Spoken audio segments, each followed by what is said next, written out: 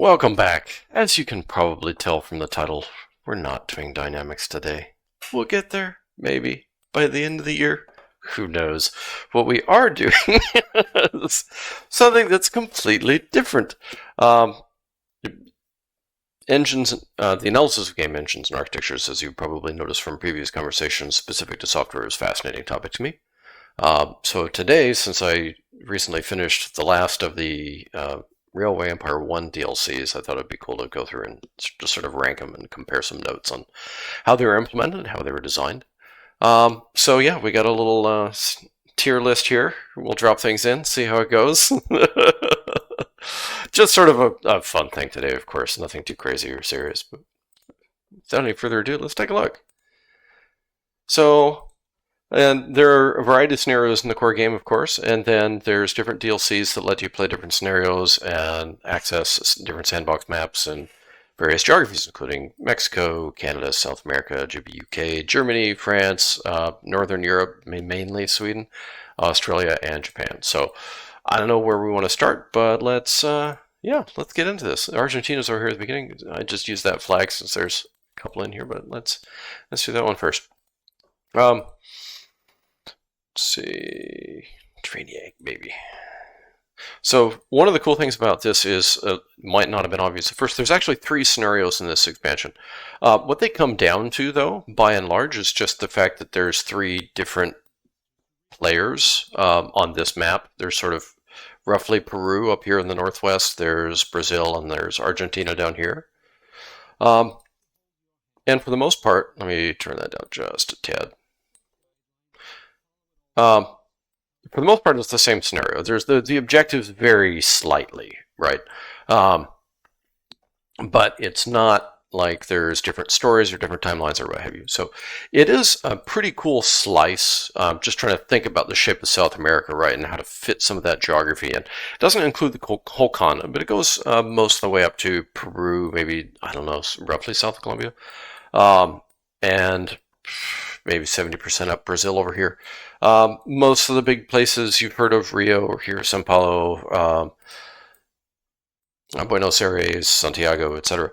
One of the cool things, though, is that just throughout these scenarios, it's an interesting opportunity to learn some different history and geography, and that is one thing you appreciate in some of these things, especially for South America. It's like, this is actually a pretty complicated continent, right? Like, there's obviously a lot of mountains out here. There's different formations and river structures and forests and plains and different things you have to take in consideration when you're building your railway across here. So I'm going to try and summarize like 1 or 2 good things about each one or 2 bad things. Then, of course, we'll drop these in the tier list, right? So good thing about this DLC is like there's multiple scenarios, obviously. Even if they're not super different, it is cool to like play from the perspective of different countries within these contexts, and the sort of the characters you meet and the personalities are pretty fun.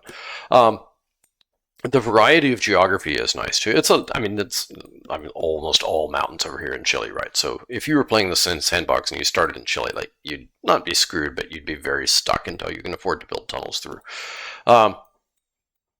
A decent spread of cities. There's just sort of this void here that it doesn't make it particularly obvious, like if you're going up the coast or if you're coming through the Midland, like how you're supposed to connect or what the natural flow is. Typically there's like, what I find is there's sort of this artery in the center, north-south artery, and then there's a north-south artery on the east side of the mountains over here, and then of course on the Pacific coast as well. But overall, the geography is pretty varied. Resources are okay. It's not a particularly balanced map, though, and that's probably one of my main criticisms. It's also, there's not a lot of customization. There's like 2 engines, the characters are all the same, the artwork's all the same. There's a few variations to sort of the general resource tier, right? But like all of these things, except for fish, is the same as what you'd find in the base game. So in the first tier. Second tier is almost identical, except for coffee. Of course, that's not there. It's chocolate, a few other custom things, but for the most part, it's not particularly crazy. So at the end of the day, I'm going to go ahead and take this one and drop it here in B tier. That it makes a lot of sense to me. If it was a little more varied and there were a few more customizations, I could easily see this going up in A. But it's not the best one, in my opinion, even though you might get a little bit more mileage out of it purely because there's multiple scenarios. So let's quit here. We'll go back and look at the next one. What do we have here? Australia, down under scenario. Oh, it just quit the game entirely. Okay. We can do that too. I thought it was just going back to the menu, but I must have clicked the wrong button.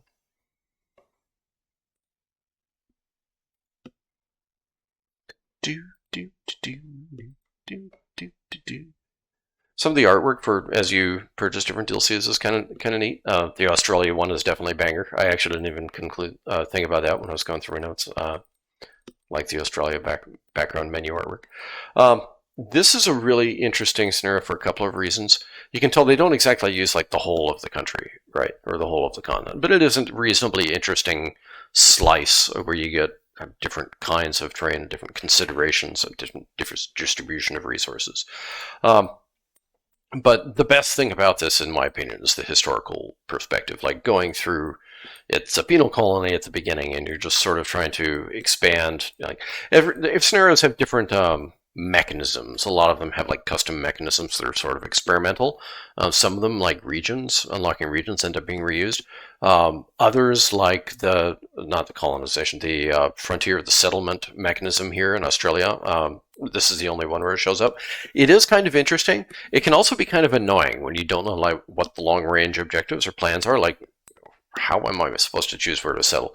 But as you deliver a core set of resources, mainly it's these four in the first tier, to a given plus beer, I think, minus cows plus beer, if I remember correctly. Well, minus something plus beer.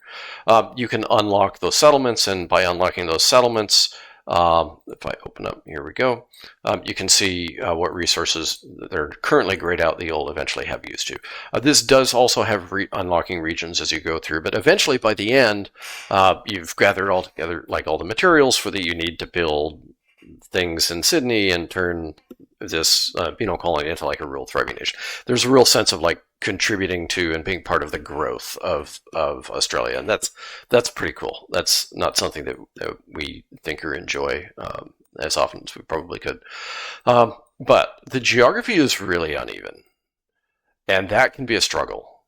Like there's a narrow band where you can sort of build out along the coast because you are trying to unlock not just regions but settlements. There's a lot of resource pressures on trying to expand. And so if you're not going up this band of the coast, like these mountains can be a big pain when you're resource constrained before you get like the cash flow to just go straight across chasms and things, right? And then you don't really get into this interior outback where it's flat and easier to build till you much later on in the scenario where you need the more advanced resources. So that can be kind of annoying.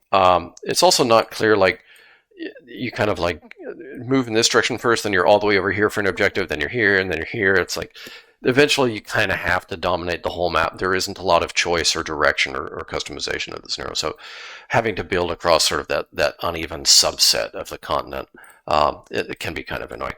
And for that reason, I originally actually had this in C tier. I think I am going to bump it up because as I was walking through it, I think I didn't appreciate just how fun the settlement customization, the settlement mechanic can be. It can be annoying, but it also can be kind of neat. Like you'll have a completely different set of cities on the map that exist that may not have existed there, or vice versa each time you play through, because you will have determined like what cities are established and how it grows. And that's honestly, that's kind of cool. That's kind of cool. Okay, let's see if I can not mess this up this time. Main menu. So yeah, we put that in B tier. Honestly, I almost want to put it up here. BA. There aren't a lot of like custom artwork pieces. The resource tiers are okay. There's some things that don't make sense, like how common wine is, and then how late you need it, like how high a tier of a resources. But that artwork is so fantastic. What do we think? You know what? I think we're gonna bump it up to A. I really do. Okay. Next up is Canada, also known as the Great Lakes scenario. So half of this map is going to be very familiar, right? Because it's like northeastern, north Midwest United States, and you can tell how a lot of it's reused. But the northern half is actually new and different. And building out along the St. Lawrence in particular here, being able to establish the string of cities and like manage the resources as a flow through this artery is actually a little bit unique through the scenarios and kind of fun. There's also some weather effects that you also see in Northern Europe, where during the winter months, like snowstorms will come down and slow down your trains. That doesn't like nuke most of the map like it does in Sweden in the Scandinavia scenario, but it does come into play when you think about sort of like what the cities are up here and where you're getting resources from on the northern part of the map. So you don't do a lot sort of down into the United States here. It's more about trading across the border. There are a few resources like corn that are practically non-existent in the Canadian section. Also, even though you're unlocking sort of, you can grow out, that's not the same thing as regions. I don't know if this was before regions and they just decided not to use them, but it would have made a lot more sense to like unlock province by province.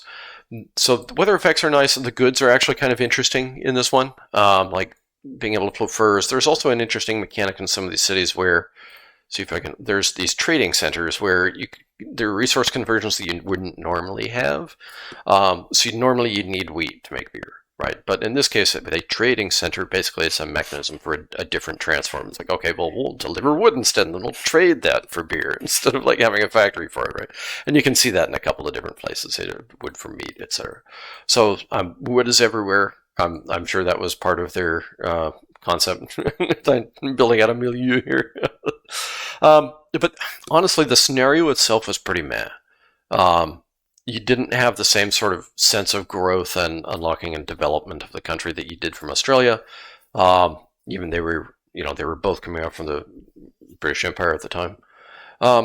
And it wasn't even that challenging. There's like multiple difficulty levels for this scenario too, but even at medium, like the beginning is a little bit, not necessarily tricky, but just like, you're cutting it close and you're not unlocking a lot of resources you need to really hit like level 3 or level 4 cities until later. But that just kind of feels forced. It's not like it's a difficult scenario that requires a lot of planning or coordination or tracking. So I actually ended up putting this one in C tier. Like the scenario was meh. It wasn't challenging. It wasn't particularly innovative. And honestly, like there isn't a lot, this is what, 40%, 50% of the geography here is reused. It's like, come on. Okay. Yeah, and there just wasn't the same sense of buy-in. Okay, let's go into the next one, which I think I had as France. Okay, so that's Germany, France.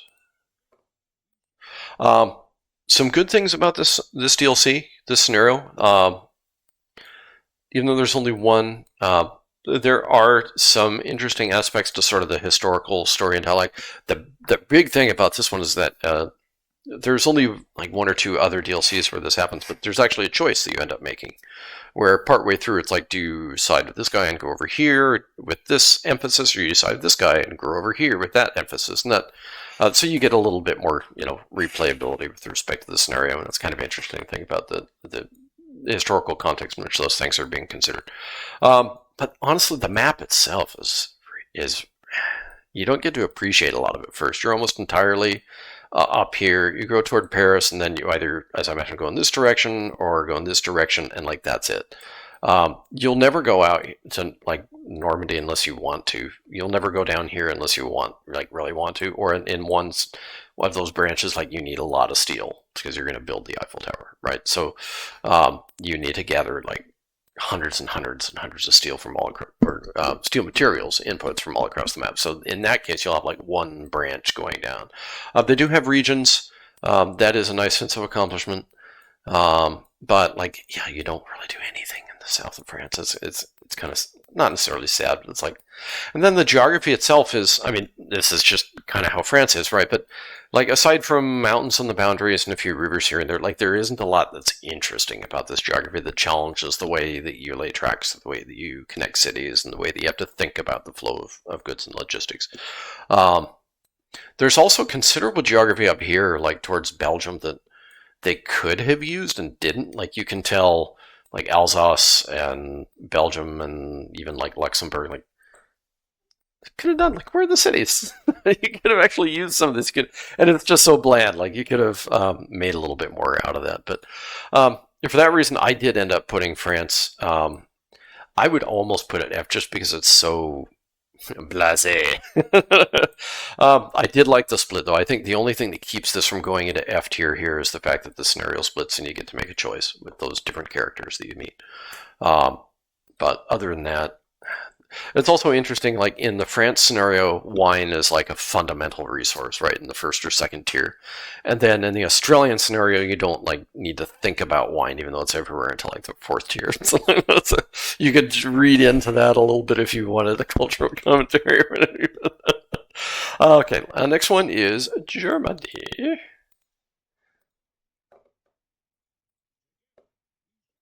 I'll just say it like Germany is a really good DLC. I'll try and keep myself to a small number of specifics, but first off, like, oh, it's Henschel, right? Like, I've heard of Henschel before. And then the characters, you mean, I want to say, is it Bismarck you come across at one point? The historical journey of, if you're familiar with like German unification and all that Germany went through in the 1800s. In fact, I think this might even be starting a little bit late, like 1830, 1840. It was actually a really interesting series or sequence of historical events. And the fact that, like, in the real world, as well as the scenario, like the development of the railway system into what it was in modern Germany, like, was actually a big part of the political unification of Germany and what could take place in order to turn Germany into the powerhouse it was. It's actually really interesting. You really feel like you're there, part of the sort of the development, of the evolution of the country, and from principalities into a nation. It's pretty cool.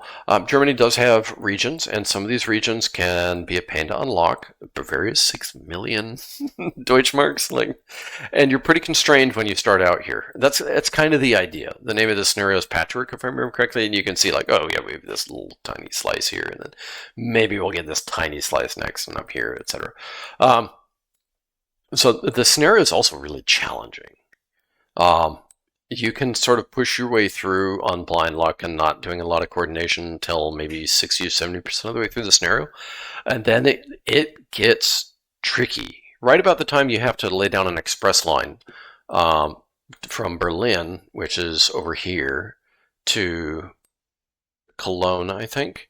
You have to know that that's going to happen in advance, and this is not easy to train to build across. There's also like a lot of space here. This is a huge map. And unlike Japan, for example, or even South America or Canada, like it's a fairly rectangular area too, so they get to use like all of it, right? Going up all the way into the Netherlands here. There isn't a like, and you're all the way in, like it's not just Germany, it's Germany and surrounding areas. Like you're going off into Poland, there's Prague down here, the most of Austria, even bits of Switzerland, and other places over here in the Central Eastern Europe. You get to cover a lot of space, and it's so interesting to learn about all this geography and like how they're related. So, oh yeah, Weimar and Hanover and Brunswick and like my kids were obsessed with this because one of them is learning about Germany and German history and geography. And oh, there's Westphalia and there's Worms down here and there's Frankfurt. Like, it's really cool to see how all these things are connected, especially in a historical and geographical context. And then by the end of the scenario, you're trying to hit, I want to say it's like 10 or 12 cities of 100,000, 120,000, which is a really difficult goal. Like, you have to pull out all the stops and just nuke logistics at very specific sets of countries and start like 10 years before the deadline to make sure you're going to grow up and expand in the right areas. Like, carefully choose which cities you're going to try and push over that limit, because you have to like nuke with multiple warehouses, dedicated lines. Like, you really have to go all out to get over the finish line in this scenario. It's not easy. I had a spreadsheet that I was using to track. Actually, I wonder if I can, is it still here somewhere? This might be probably a little bit more nerdy than I need to be. Oh, it's here. Check it out. So what I ended up doing was like once a quarter or so, I'd go in. It's like, okay, which cities do I want to track? Eventually, this grew to the right as I figured out, well, it actually might be better to expand in this direction and ignore some of these earlier ones, and, for example, try and get Worms instead, or try and get Weimar or Saarbrücken. I didn't have some of these originally, and you can get a nice feel for like, okay, how many am I trying to get? Yeah, 120K, and you're trying to get to, I want to say it's 10 over 120K. Just that's kind of insane. That's a lot to play that game. So, yeah, I had to go pretty hardcore to beat that one, but it was very rewarding. A lot of rewarding things. In fact, I should probably move on. Just go ahead and as you can probably tell, like I'm bumping this one straight to the top, best one, or at least top 3. No, don't quit. Wrong one. Main menu. There we go. Okay. Next up is Japan. So the first thing about Japan you'll notice is it's one DLC, but there's 3 maps, right? There's Northern Honshu, Southern Honshu, and then there's 2 scenarios. There's also a third map for all of Honshu if you play in like sandbox mode, which can be kind of fun, but you're going to get a lot more use of the area when it's not like one narrow strip, right? When you're zoomed in a little bit more to one half or the other, and that isn't what ends up happening. So there's 2 scenarios. One is later on, like early 1900s. The other is much earlier, when like you're part of this dialogue and movement in Japan at the time, to actually open up the country and start industrializing the country. And it's like you're here from the advisor of the emperor, and you're trying to build out from Tokyo and like sort of civilize the country and bring progress in different places. So that's kind of cool. The geography is pretty neat. Like you're talking about a mountain island, right? And so it's not easy to build like across. And there are valleys that go up to Sendai, for example, here. Like you can build up through here, but other than that, like it's not easy or obvious. There's some specific routes and patterns that emerge, but like going from Tokyo, for example, down to like Kyoto and Osaka's in the other map, just Kyoto here. So it's not easy. Especially earlier on when you're resource constrained and as you're trying to expand, because this does have regions. It also has a passenger mechanic, or travelers, as they call them, sort of like a way to go into more detail about which routes exist and which passengers are trying to get to what attractions, etc., what sort of features there are in different cities. So you get a little bit more customization to individual cities. But for the most part, I kind of dismissed that feature or that mechanic. It wasn't particularly novel, and I don't think they ended up reusing it. What you will notice, though, is the amount of art customization in this scenario blows everything else out of the water. The trains, the sort of characters and dialogue. So you see, this guy is now like a samurai, right? Samurai general, like Don Lorenzo's a sumo wrestler. Like there's the ninja lady, and also like it's really cool the way that they customize the characters, and it's fun to play through that. But even like within the map, the city customizations are great. The foliage changes over the course of the seasons. Like you have big swaths of pink, supposed to be cherries. It's supposed to be, I don't think that much of the country is covered in cherries. The resources are really interesting and mostly custom. Yeah, with the exception of like steel, coal, and iron. These are all custom resources, and timber, I suppose. Really interesting. The progression is really well thought out. The objectives are challenging. Probably a little bit more than in this scenario than the other one. In the second scenario, that's later on in Southern Honshu, the main objective is to buy out your competitors. You're sort of consolidating the rail networks, right? So as you buy into each region, you're buying in to buy them out. So it's cash intensive, but it's not like there's specific constraints you're trying to work through or solve or logistics to optimize. But there is a lot of customization. The scenarios are great. The history is great. The maps can be constrained. Obviously, it's a little bit better in this one than it is for the one that's nationwide. I alluded to this earlier. But there's still like so much space. Like from here to here is a long area, but then like you're not doing anything with this, right? Or over here. Like you could use that space a lot more if you zoomed in even more, I guess. I mean, your hands are tied. right? As a developer, there's not much you can do about that. But compared to Germany, for example, like you don't get as much out of the geographical space. So even though the maps are constrained, especially nationwide, like that's the worst thing I can say about it. Japan's just fantastic. It's a really, really good DLC. And so um, I'm going to go ahead and pop that one into S tier as well. It's great. Like it really is. And actually, with that, should I dive in? No, we won't dive in the others now. We're just about done. 25 minutes. Yeah, we'll go ahead and do the last two now. So next up, I think we'll do Northern Europe here. Yeah, there's only one scenario for that. This is sort of Sweden, Scandinavia. They call it Northern Europe. The flag on the engine is Sweden, and then sort of the general area you're covering is Scandinavia-ish, right? So there's sort of three areas of the map. There's Sweden, maybe central and southern Sweden. There's a little bit of Norway over here, and then there's a pretty decent chunk of Denmark, like most of Denmark. So obviously there's like Baltic Sea, right? And like there's very specific contours to where you can't build. It's decently mountainous, although it just gets nuts over here in Norway. Like this ends up being pretty crazy with all these fjords. And then most of your activity is sort of this general central Sweden area, reaching out to over here and to a degree expanding this way. Not really here until you want to. The scenario is somewhat challenging. You can tell there's, in addition to the region mechanic or the territory mechanic, there's also snow, much like the Canada scenario.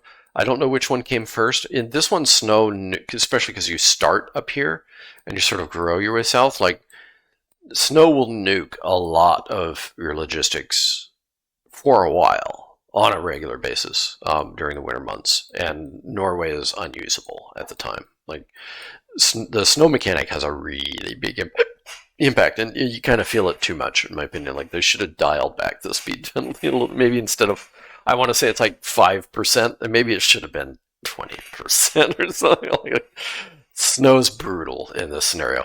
But despite like the weather effects are interesting. They're novel.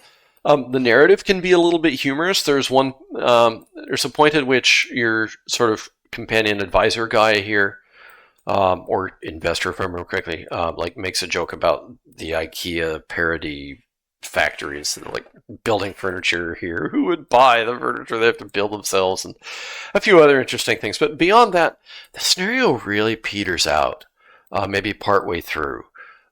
You're told to expand to Norway at some point, and then there's a few goods that you have to build for, like toys. I want to say, what's the export warehouse here? Canned fish, fish and steel, right? So iron and coal. And then you're just sort of like, okay, yeah. Even that's kind of mad. Like, really growing this city is sort of the peak of and exporting furniture from there is like the peak of the difficulty of the scenario. And from then it's just like, yeah. Eventually you get to build a bridge across here, annihilate that competitor. The routes here are kind of uneven. Like there's no real logical way to try to build anything other than one artery through, right? Of course, that's just the geography. And then there's nothing that you do over here at all. I think you get like some bonus objectives that are optional. Like, well, we can't officially endorse your expansion into Denmark, but you can go over there if you want. So while you're at it, make sure there's 10 million people there. not quite that crazy, but almost that bad. It's like the final objectives that are supposed to incentivize you to expand more into the map are almost impossible anyways. And you're given, like, the deadlines are pretty tight in this one too, especially in the middle and the second half. Like you're given a year after you're able to expand to grow all of these cities, or a lot of these cities, a pretty sizable population, transport a lot of, like, it's a good thing those objectives are optional. Yeah, and I did enjoy it. The map wasn't very well exploited. The geography is really uneven. And again, the scenario is just kind of limited in half-ass. So I actually ended up putting that one in C tier. Now that I think about it, I don't think I put anything in F. Should I force myself to put something in F? We'll get to the end, and then I'll say like which one was my least favorite, I guess. Speaking of which, we're almost done. GBUK. Oh yeah, okay. We got two more. I thought we had one more. Oh, but no. Let's do it. So I haven't done yet. GBUK. Okay, so transport revolution. This is one of the most interesting things in this case about the fact that these scenarios give you historical narratives. Is like this is here at the beginning, not just of like industrial Britain, but like of rails. Period. Right? Like these are some of the very first locomotives that literally ever existed. Like, this is pretty cool. Like even in America, you sort of start um, roughly here. A lot of these engines are custom and unique. I think they end up reusing this one in Mexico, but other than that, you might see this one pop up in Germany. Like there's a considerable amount of custom engine and art piece, and the resources in this one are decently interesting.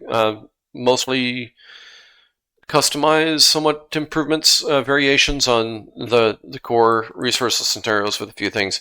Less so near the higher ends, but there are some things that are like you're making whiskey instead of like there's Taylor's, there's cider and apples and pork instead of some of the other equivalents. Potatoes, yay, we got potatoes. What else? And then I guess eel pie. Okay, great, like good for you. But it's decent. But the big thing, like the historical context, is fantastic. Going through the growth and industrialization of Britain is really interesting, especially since so there is no territory mechanic here, which is interesting. But you do sort of unlock by piece your way into London as the landowners realize the rail is going to be better and not worse, or some sort of rationalization like that. And I suppose there was a little bit of that, historically speaking. But the custom artifacts are great. There's a lot of customization here, and just again, the history is fantastic. But the geography is horribly utilized. This was originally one of my favorites until I came to appreciate like there's a lot of cities here, especially in England. But like when you go in to play this in Sandbox, first off, the scenario never really reaches out to Ireland or Scotland, and you can kind of tell why. Like they should have either done 3 separate maps for like Scotland, Ireland, and England, Wales, or they just sort of should have zoomed in on here where they would have had a little bit better utilization of like rectangular area of geography. Because those things are just so poor and horribly utilized. And then when you get there, it's like, okay, I'm going to build a bridge to Ireland. Okay. How does that scale work again? And there's like with the way that you can't build over most of water, there's like only 1 or 2 ways or places that you can do that too. It's like not only is it weird and unrealistic, it's like okay, come on. And then of course, like Highlands of Scotland are just this nightmare. Fortunately, you're not required to do much up here. There's places like Inverness and Fort William that I have a soft spot in my heart for. That it's like I can't really do anything up here without already being in the middle of the game, so I can afford to build bridges and tunnels every time I go more than 10 miles. Right? Like, that's kind of annoying and kind of frustrating. They could have done a much better job splitting up the geography. The scenario itself is challenging-ish. This is one of the first scenarios where you had to like really think about pushing 100K in a city. And you were forced to think about like multiple stations in London, I think it is, to really build it up at the rate that they need you to. But, all right.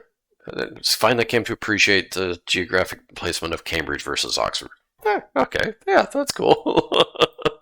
As an American, now I can appreciate it more. All right. The reason, like, this was a good one. It was good. It was good to play through. Just the historical content alone is fantastic, but it is not top tier. Like it could have been done. They could have done a much better job of this one. So yeah, I plopped this right in A tier here, and I think that's probably fair. But that does bring us to our last one. How are we doing on time? 34 minutes. Let's give it. Here we go. Viva la Mexico. This one's fun. Um, so, like, beyond the fact that, being someone who's lived in the Southwest most of his life, yeah, sure, these are deserts. You also have some interesting dynamics with like American companies and border here, rivers, and some geography here along the mountains. And you never really go out to Baja much, but that I understand you got to focus to your geography anyway. So you do appreciate a little bit more about like how not easy it is to at this time to build rails and to connect Mexico and to really industrialize a country. This guy is pretty interesting, like following along the dialogue. And then this is another scenario where partway through this interesting bit of these interesting bits of history, you have to make a choice. Like, do you ally yourself with Stanford and deliver goods over here for export to the United States, or do you ally yourself with the dictator and deliver goods over here to ship to Europe? Right. Those goods themselves are pretty interesting. And by pretty interesting, I mean like this is mostly core. In fact, now that I think about it, it's actually almost identical, isn't it?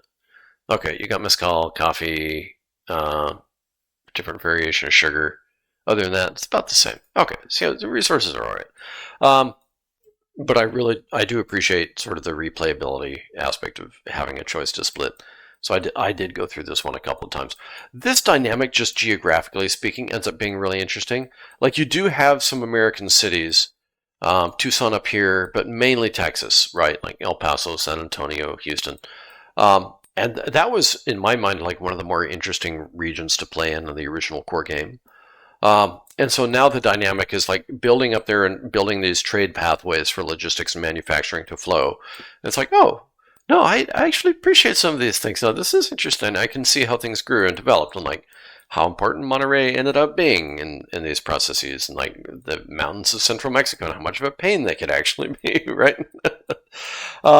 And then at one point you can, I think in one of the scenario paths, build down here a little bit in the Yucatan. But that's pretty much where it ends. And like Belize is here, right? And then you get in Central American countries here. But it's mostly Mexico and a chunk of Texas, right in the Southwest. So the geography is pretty interesting. There's some challenges here. There's a decent distribution, like having to build through mountains and some plains and some resources. And how do you connect these cities? And what's a good flow? What direction do you grow? And what's your pattern of growth? I appreciate that. It was enjoyable. But the really cool thing about this was the sort of the storyline, historical context, and the split choice that you get to make. I'm trying to remember how much customization there was in the motors. Not a lot, I think. There are no other players in this scenario either beyond this one up here. I can't remember if you end up taking him over, you just sort of compete at one point. That's kind of meh. It's not like particularly competitive. And the main reason I was replaying was for the historical split, the choice, and not necessarily because it was like challenging or hard. It wasn't the easiest one, but it definitely wasn't the hardest one. I was not whipping out the Germany spreadsheets for this one. So all in all, like that definitely puts it, I'd say, up here. Honestly, I almost want to do this, but yeah, that's probably about right. So of course we didn't put anything in F tier because this is a great game. These are all great DLCs. Top two winners, definitely Germany and Japan. If I had to choose one, probably Germany, just because the country is so much bigger and geography is better utilized. But like the customization of the art in Japan is just fantastic. Historical traits and both is great, but yeah, those are definitely S tier. If I had to take one down, if I had to pop one down in F, probably either Canada or France. Probably Canada. I hate to do it. I hate to say it. I don't think it belongs in F, but if I had to like choose one that was my least favorite, it was probably Canada. The scenario is just too easy. You don't use the geography much, and it's not like, yeah. So, anyways, there you go. Railway Empire DLC ranked. So I'm calling this sequence game Engine-ering. I don't know if that's going to work. Sort of the sub thread of engineering talks. I promise dynamics will come at some point. I think I have a good way to do that. But we'll talk about that more when we get to it. Take care.